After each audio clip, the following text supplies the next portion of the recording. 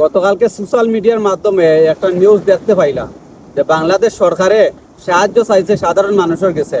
আর সাহায্য চাওয়ার উচিত হয়েছে গাড়ি যে বিমান দুর্ঘটনায় যেত মানুষ আহত হয়েছে এবং নিহত হয়েছে তারারে আর্থিকভাবে সাহায্য করার লাগিয়ারি বাংলাদেশ সরকারে মানুষের কাছে সাহায্য চাইছে।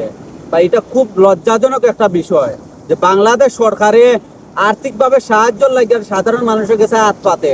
এটা খুব লজ্জার বিষয়। যেহেতু মানুষ আহত হয়েছে এবং নিহত হয়েছে, এরকম কোনো ফ্যামিলি এখন পর্যন্ত কোনো টাকা পয়সা চাইছে না সরকারের কাছে, কিন্তু বাংলাদেশ সরকারের ঠিকই মানুষের কাছে হাত পাতিয়ারে টেকা লইল। এটা খুব লজ্জাজনক একটা বিষয় ভাই। দেশের ছোটখাটো একটা দুর্যোগ আইলেই দেখা যায় বাংলাদেশ সরকারের বিভিন্নভাবে হাত পাতিয়া সাহায্য লয়, লীলা লয়।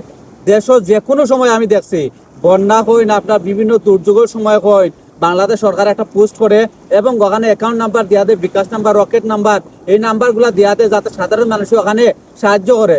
ভাই আপনারা সরকার উচিত আপনার তরফ থেকে ওইখানে সাহায্য করা, কিন্তু আপনারা ওইটা না করিয়া আপনারা মানুষের কাছে হাত পাতা শুরু করে দেয়। এটা খুব লজ্জাজনক একটা বিষয়। মানে আমি খুব লজ্জিত যে বাংলাদেশ সরকার বর্তমান যে ডক্টর ইউনূস ও নিয়েও হাত পাতা শুরু করে দিচ্ছে।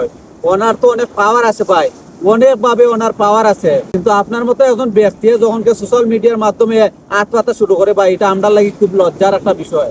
কারণ আপনারা বিশ্বর বিভিন্ন দেশে ফলো করে, যখন কেউ ওই সাহায্যের নিউজটা অন্যান্য দেশে দেখতে পারে তখন আমরা খুব লজ্জিত হই।